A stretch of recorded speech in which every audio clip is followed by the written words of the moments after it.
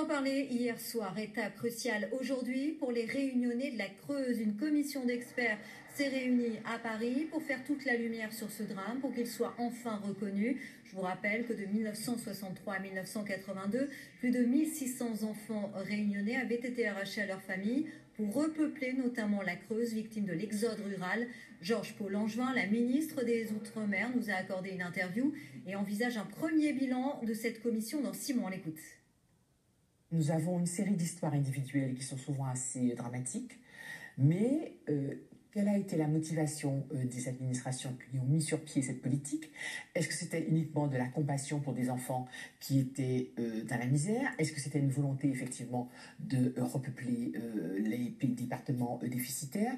Est-ce qu'il y avait un peu de mépris à droite ou à gauche, des préjugés? Bon, est-ce qu'il y avait des intérêts individuels de tel ou tel qui voulait se rapprocher? Donc on a vraiment besoin, avec le recul du temps, d'y voir plus clair et d'essayer de voir les choses de manière objective. On va avoir un travail par étapes. Donc, on rencontrera assez régulièrement la commission.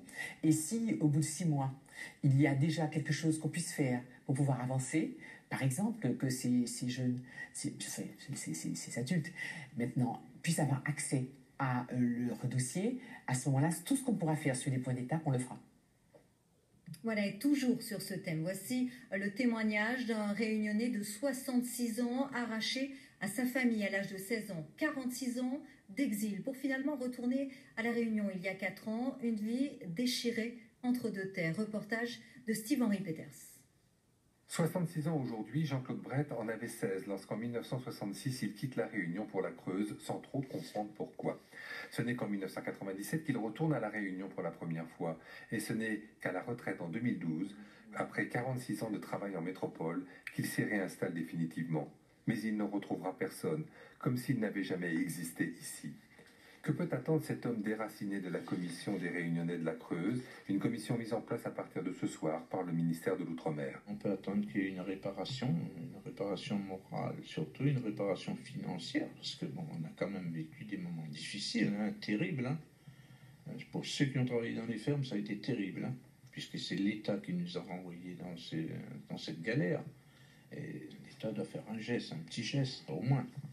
Et vous pensez que la commission peut aller dans ce sens-là? La commission, je pense que si on se bat, on pourrait supposer d'avoir une augmentation sur la retraite, avoir un descente pour qu'on vit. Qu'on ne soit pas...